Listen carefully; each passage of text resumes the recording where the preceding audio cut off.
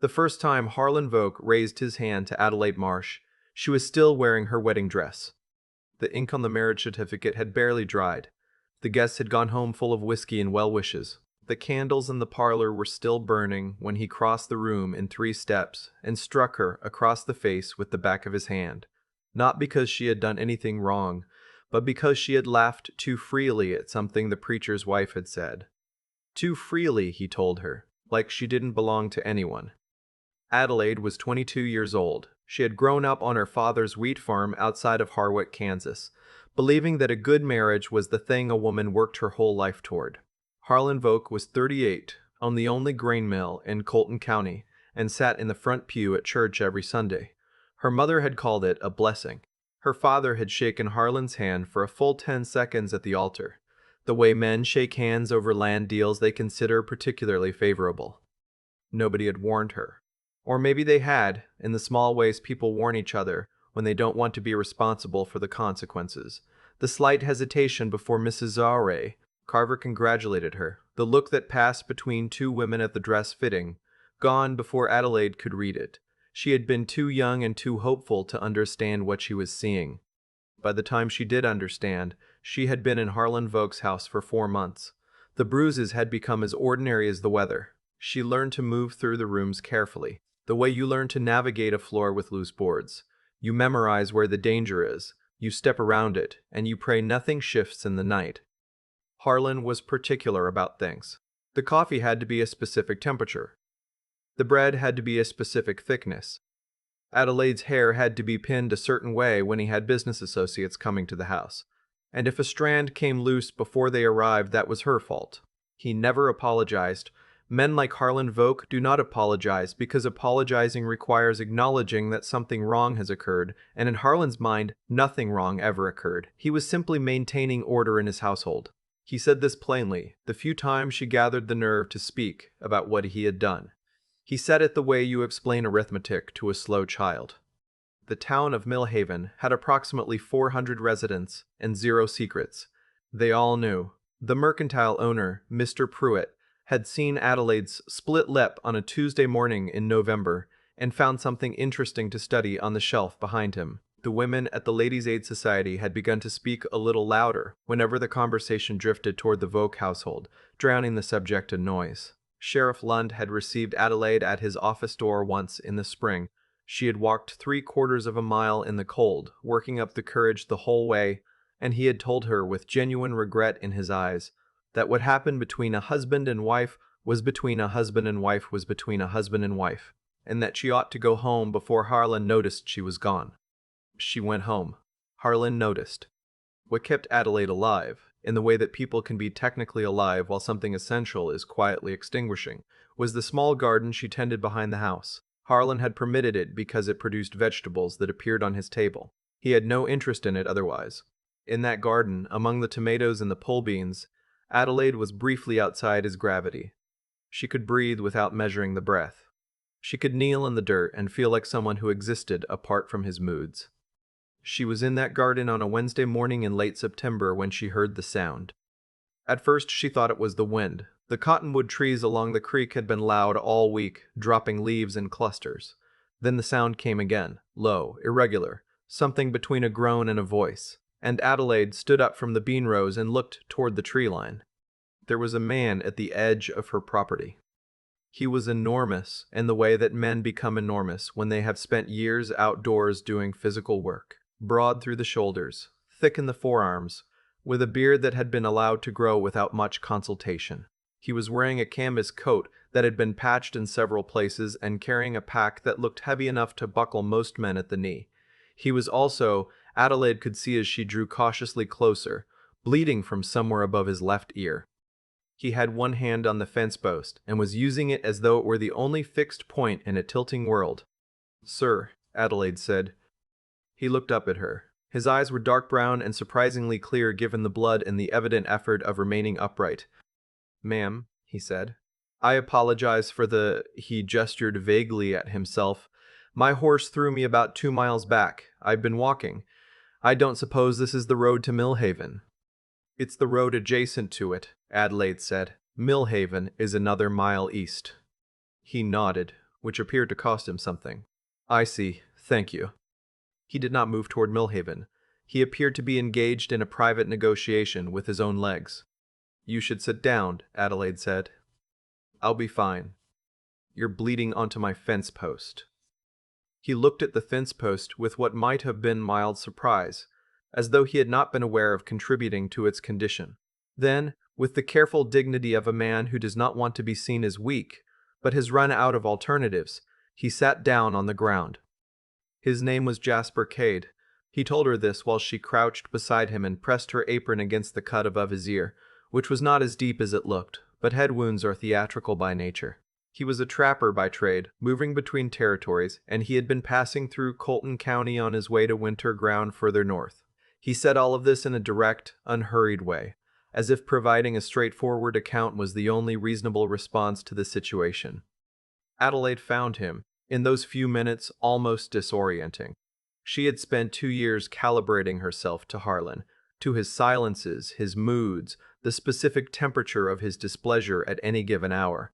Jasper Cade sat in her dirt and spoke to her the way a person speaks to another person. It was a simple thing. It landed on her like something enormous. You should come inside, she said. Get cleaned up before you walk to town.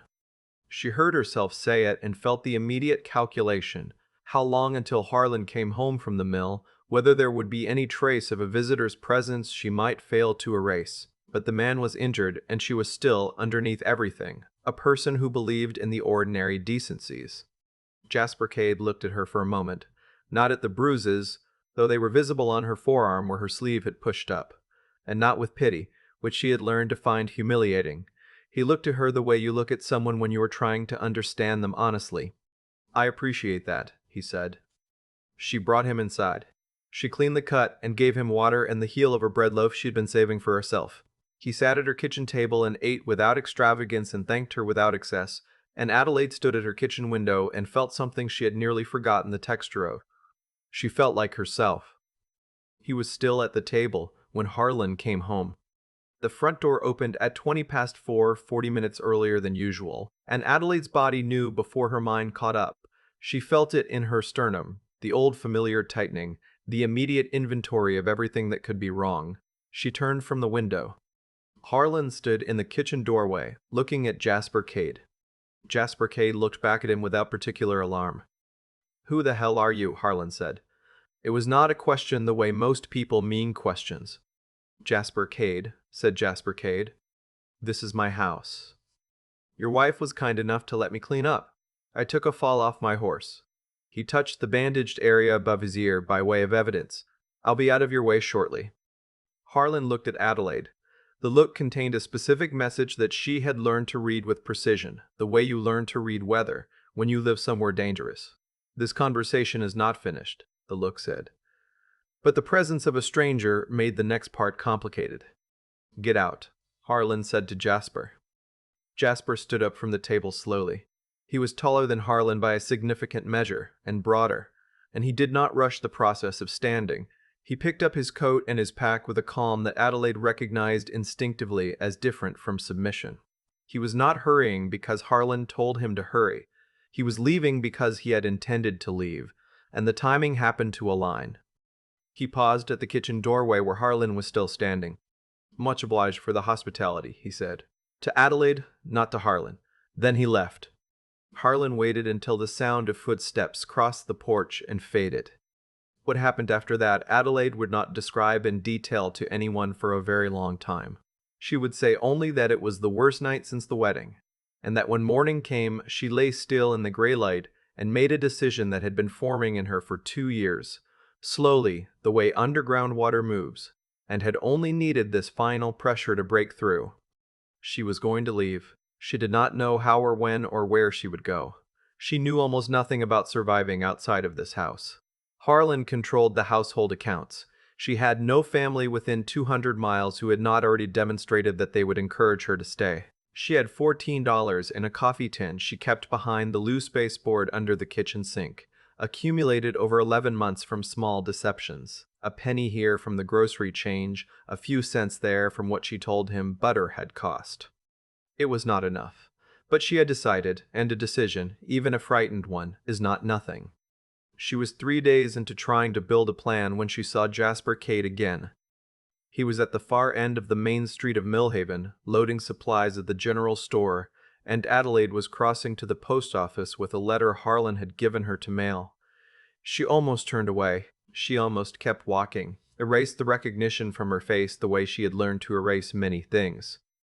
Instead, she kept her pace in her direction, and when she passed close enough, she said, without looking at him directly, "He broke 2 of my ribs that night."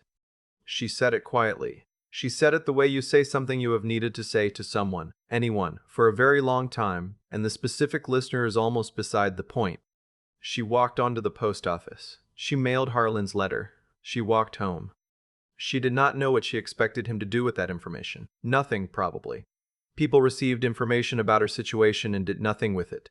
That was the established pattern. 4 days later, Jasper Cade appeared at her garden fence in the early morning before Harlan was awake. "I'm not leaving Millhaven yet," he said. "I have some business to settle first." He paused. "If you need to go somewhere safe, I know a place. Up in the hills, about 8 miles north. Old homestead, solid roof. Nobody goes there." Adelaide looked at him in the pale morning light. "Why?" she said. He considered the question with apparent seriousness. "Because you told me," he said, "and I'm not the kind of man who hears something like that and keeps loading supplies." He left. Adelaide went back to her garden. She pressed her palms into the cool dirt and tried to think clearly, which was difficult because something was moving in her chest that she had been keeping very still for a very long time. She made her plan in the hours when Harlan was at the mill. She organized what she could carry. She added $2 more to the coffee tin by selling 3 jars of garden preserves to Mrs. Pruitt at the back door of the mercantile. Mrs. Pruitt at the back door of the mercantile. Pruitt asked no questions and paid without ceremony, and Adelaide understood that this was a form of help, small and deniable and real. She chose a Thursday because Harlan had his monthly accounts meeting on Thursday evenings and would not be home until after dark. She packed 1 bag. Clothes, the coffee tin, a small photograph of her mother, a paring knife. She locked the back door behind her and walked north along the creek bed, where the soft ground would not hold footprints. And she did not allow herself to look back at the house because she had read enough about Lot's wife to understand the parable.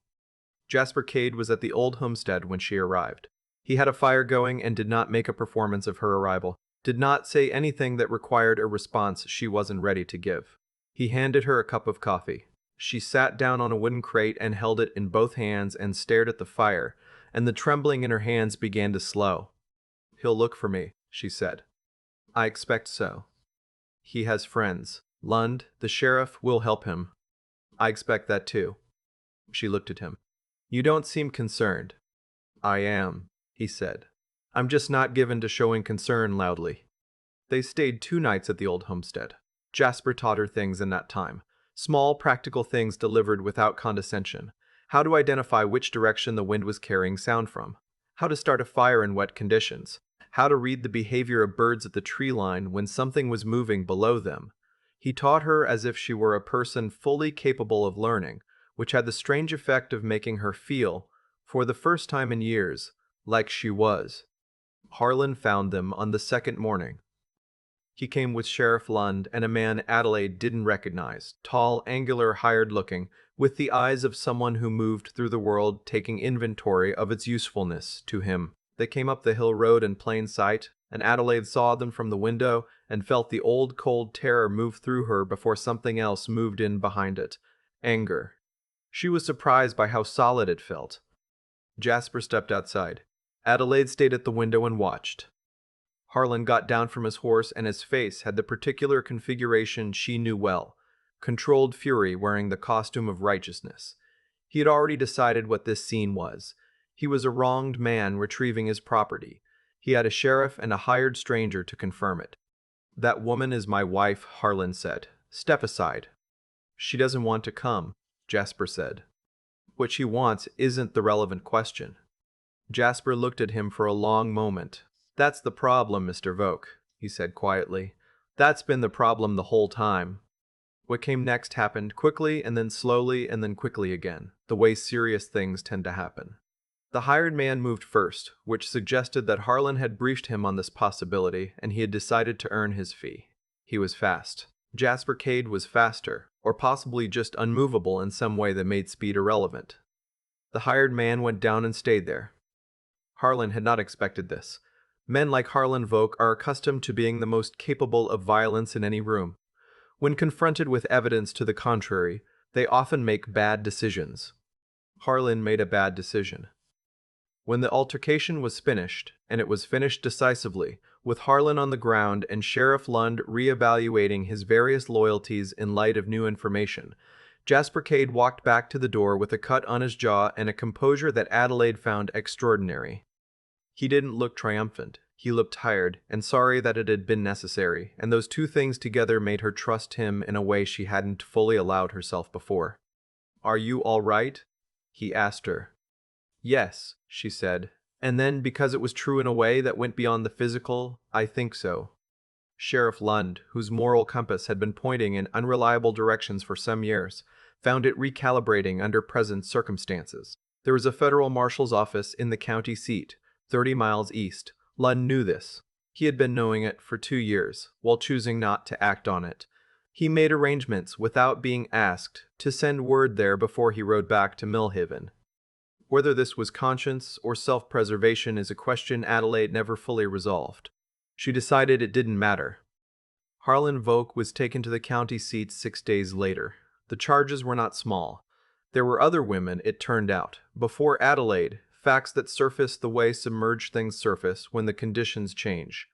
The charges grew accordingly. Adelaide was not in Millhaven to see it. She had made her decision about that too. She spent the winter in the hills. It was harder than she had anticipated in specific ways and easier in others. The cold was honest. It was simply cold. It had no agenda. It didn't know her name. She learned to chop wood efficiently within 2 weeks because the alternative was freezing, and necessity is a better teacher than any other. Her hands grew rough. She stopped caring about that. Jasper Cade stayed through October, which turned into November, which turned into something that didn't require discussion. He was not a man who filled silence with noise, and Adelaide was not a woman who needed him to. They built a routine around the rhythms of the land: work, fire, food, sleep, the particular quality of light at specific hours. It was a quiet life. Adelaide had never understood, before, how much she had wanted a quiet life. She wrote a letter to her mother in December. She explained as plainly as she could what had happened and where she was, and that she was well.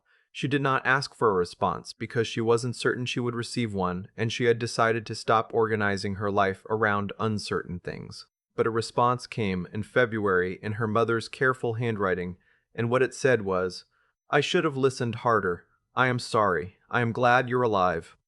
Adelaide read it 3 times, sitting by the window with the winter light coming in, and allowed herself to cry in a way she hadn't since the wedding night. Not the controlled, private crying she had learned inside Harlan's house. The kind you do in small doses, so no one hears. But something larger and less managed, that left her feeling scraped clean. Jasper found her afterward and did not ask what had happened. He put a cup of tea on the table in front of her. She appreciated this more than she could say. She planted a garden in the spring, not the careful utilitarian garden behind Harlan's house. This one sprawled, experimental, full of things she chose purely because she wanted them. Sunflowers along the south fence. Sweet peas climbing the porch rail. Tomatoes? Yes, because she genuinely liked tomatoes, and that turned out to be the relevant reason.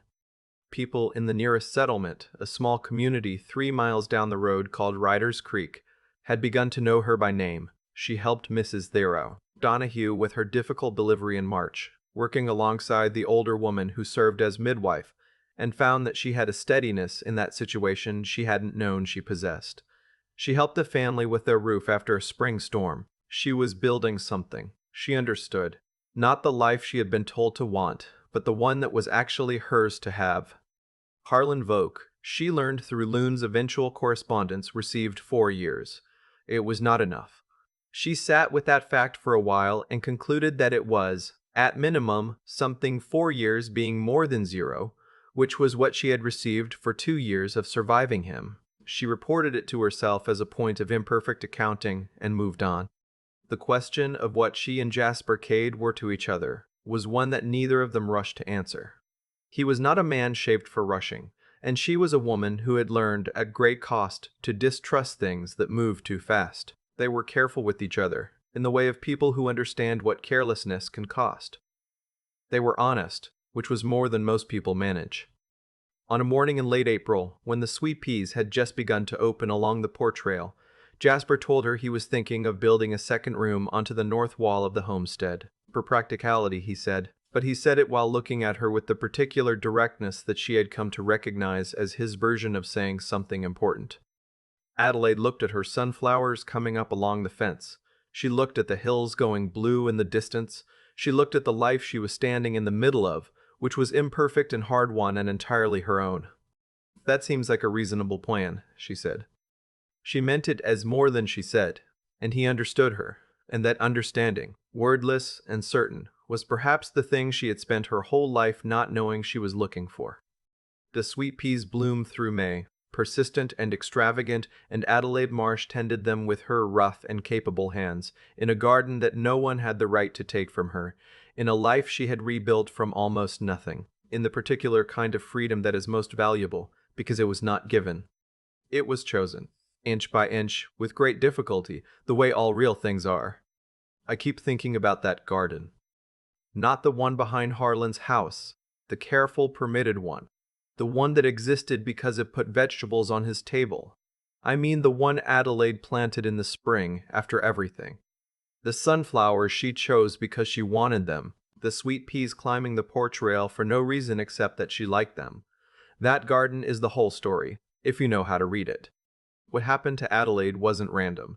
It followed a logic, a chain of causes and effects that nobody wanted to examine too closely, because examining it would have required somebody to act. Harlan Voke was what he was, because nothing in his life had ever required him to be otherwise. The town of Millhaven looked away, because looking away is easier than the consequences of looking directly. Sheriff Lund chose the side that cost him nothing, until it did.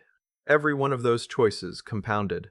2 years of broken ribs don't happen in an instant. They accumulate one small abdication at a time, each one making the next one easier. And then a stranger came through with a head wound and no particular agenda. And he heard what Adelaide said to him on a dirt road. And he decided not to be the next person to look away. That decision changed everything. Not because Jasper Cade was extraordinary, though he was capable and honest in ways that matter, but because a single person refusing to participate in a system of silence is enough to break it. It only takes one. I think about what it takes to be that person. Not the physical part, though Jasper had that. The harder part is what came before any of it. The willingness to see a situation clearly and call it what it is, without softening it to make yourself more comfortable. That takes a kind of moral seriousness that most of us practice in theory and avoid in practice. It's easy to have principles when nothing is at stake. Jasper had them when something was. Adelaide had them too, though hers looked different. Hers looked like $14 in a coffee tin, like selling 3 jars of preserves through a back door, like walking north along a creek bed and not allowing herself to look back. That is not a small thing. That is a person thinking clearly under conditions designed to prevent clear thinking, and deciding, with whatever she had left, to move toward something better. She didn't wait to be rescued. She made a plan. She executed it imperfectly and kept going anyway. That persistence, the kind that doesn't announce itself, that doesn't look like courage from the outside because it's too exhausted to perform, is what I find myself returning to. Adelaide wasn't fearless. She was terrified the whole time. She shook for weeks after she left. She cried in February light reading a letter from her mother and felt scraped clean by it. But she kept building. She helped a neighbor with a difficult delivery. She learned to chop wood. She planted sunflowers. There's something I believe about that kind of rebuilding. It is impossible without understanding what happened, really understanding it, not just surviving it. Adelaide had to know what Harlan was, what the town was, what she herself was capable of, before she could build anything worth keeping. That clarity, the willingness to see things honestly, including the hard things about yourself and the world you're in, is what turns survival into something more than survival. The sweet peas bloomed because she planted them. That's the whole philosophy, if you need one.